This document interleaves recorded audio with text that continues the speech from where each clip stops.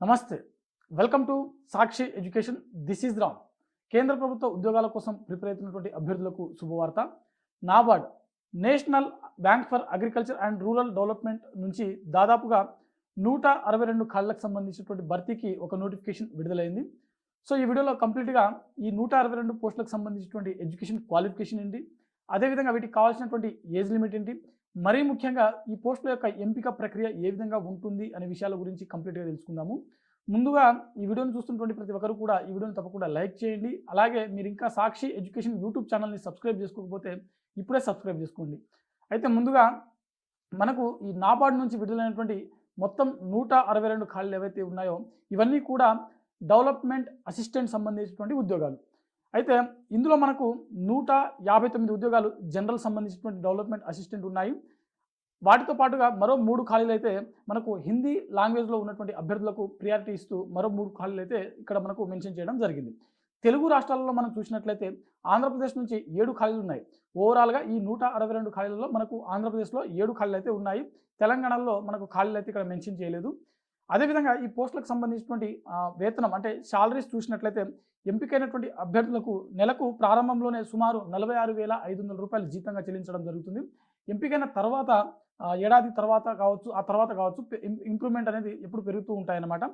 అదేవిధంగా వీటికి సంబంధించినటువంటి దరఖాస్తు ప్రక్రియ మనకు జనవరి 17వ తేదీన 2026 అంటే జనవరి 17వ తేదీన వీటికి సంబంధించినటువంటి దరఖాస్తు ప్రక్రియ మొదలవడం జరిగింది. దరఖాస్తుకు చివరి తేదీ వచ్చేసరికి ఫిబ్రవరి 3వ తేదీన వీటికి సంబంధించినటువంటి దరఖాస్తు ప్రక్రియ అనేది ముగియడం జరుగుతుంది. ఓవరాల్గా జనవరి 17 నుంచి ఫిబ్రవరి 3 వరకు వీటికి సంబంధించినటువంటి అప్లికేషన్ ప్రాసెస్ అనేది జరుగుతుంది. అఫీషియల్ వెబ్సైట్ అయినటువంటి నాబార్డ్ వెబ్సైట్ ఏదైతే ఉందో ఆ వెబ్సైట్లో వీటికి సంబంధించినటువంటి అప్లికేషన్ ప్రాసెస్ అనేది మనకు తీసుకోవడం జరుగుతుంది. www.nabard.org అనే వెబ్సైట్ ద్వారా మీరు లాగిన్ అయ్యి వీటికి సంబంధించినటువంటి అప్లికేషన్ ప్రాసెస్ని కంప్లీట్ చేసుకోవచ్చు. అయితే ఈ పోస్టులకు సంబంధించినటువంటి ఎడ్యుకేషన్ క్వాలిఫికేషన్ చూసినట్లయితే అభ్యర్థులు ఏదైనా డిగ్రీ పాస్ అయినటువంటి అభ్యర్థులు ఈ పోస్టులకు దరఖాస్తు చేసుకోవడానికి అర్హత కలిగి ఉంటారు. జనరల్ డిగ్రీ అనమాట. మీరు బీఎస్సీ కావచ్చు, బీటెక్ కావచ్చు, బీఏ కావచ్చు, బీఈ కావచ్చు, ఇతర ఏదైనా కావచ్చు, ఏ కోర్సు చేసినప్పటికీ, అగ్రికల్చర్ కోర్సు కూడా కావచ్చు, ఏ కోర్సు చేసినప్పటికీ ఈ పోస్టులకు దరఖాస్తు చేసుకోవడానికి అర్హత కలిగి ఉంటారు. అయితే అభ్యర్థులు మాత్రం కంపల్సరీగా 50% పర్సెంటేజ్ తోటి మినిమం 50% తోటి మీరు డిగ్రీ పట్టా అనేది పొంది ఉండాల్సి ఉంటుంది. అదేవిధంగా అభ్యర్థులకు కంప్యూటర్ నాలెడ్జ్ అనేది కంపల్సరీ ఉండాల్సి ఉంటుంది. మినిమం కంప్యూటర్ నాలెడ్జ్ ఉన్నటువంటి అభ్యర్థులకు మాత్రమే ఇక్కడ ప్రియారిటీ ఇవ్వడం జరుగుతుంది. అదేవిధంగా మనం ఇందాక చెప్పుకున్నాము 3 పోస్టులు హిందీ ప్రియారిటీకి సంబంధించినటువంటి పోస్టులు ఉన్నాయి. సో హిందీ భాషలో మనకు వీటికి సంబంధించినటువంటి సబ్జెక్ట్ అంటే డిగ్రీ లెవెల్లో మీకు ఖచ్చితంగా హిందీ లాంగ్వేజ్ ఉన్నటువంటి అభ్యర్థులు ఈ 3 పోస్టులకు దరఖాస్తు చేసుకోవడానికి అర్హత కలిగి ఉంటారు. అదేవిధంగా వీటికి సంబంధించినటువంటి వయోపరిమితి ఇక్కడ మనకు ఈ పోస్టులకు దరఖాస్తు చేసుకోవాలనుకున్నటువంటి అభ్యర్థులకు మినిమం 21 సంవత్సరాలు ఉండాల్సి ఉంటుంది. మ్యాక్సిమం 35 సంవత్సరాల వరకు వయసు ఉన్నటువంటి అభ్యర్థులు ఈ పోస్టులకు దరఖాస్తు చేసుకోవడానికి అర్హత కలిగి ఉంటారు.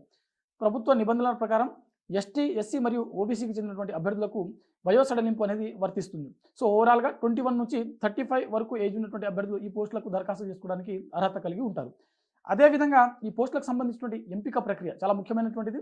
సో ఎంపిక ప్రక్రియ మనం చూసినట్లయితే ఇక్కడ ప్రిలిమినరీ ఎగ్జామ్స్ ఉంటుంది, అదేవిధంగా మెయిన్స్ ఎగ్జామ్స్ ఉంటుంది. ఆ తర్వాత లోకల్ లాంగ్వేజ్ అంటే రీజనల్ లాంగ్వేజ్ మనకు ఆంధ్రప్రదేశ్ కావచ్చు, అంటే తెలంగాణలో మనకు ఖాళీలు లేవు, కానీ ఆంధ్రప్రదేశ్లో చూసినట్లయితే 7 పోస్టులు ఖాళీలు ఉన్నాయి.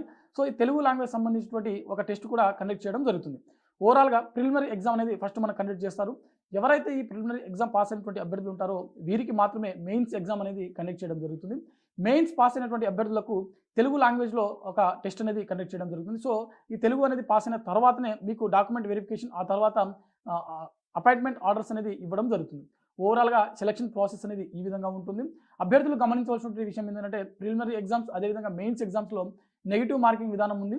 సో ఓవరాల్గా ఈ నాబార్డ్ నుంచి విడుదలైనటువంటి 162 ఖాళీలకు సంబంధించినటువంటి నోటిఫికేషన్ ఏదైతే ఉందో వీటికి సంబంధించిన కంప్లీట్ డీటెయిల్స్ ఇవి అనమాట. సో ఇంకెందుకు ఆలస్యం, అఫీషియల్ వెబ్సైట్లో లాగిన్ అయ్యి ఫిబ్రవరి 3వ తేదీ వరకు వీటికి సంబంధించిన అప్లికేషన్ ప్రాసెస్ అనేది కంప్లీట్ చేసుకోవచ్చు. సో ఇది ఇవాల్టి వీడియో. మరిన్ని జాబ్ అప్డేట్స్ కోసం చూస్తూనే ఉండండి Sakshi education. Thanks for watching. Thank you all.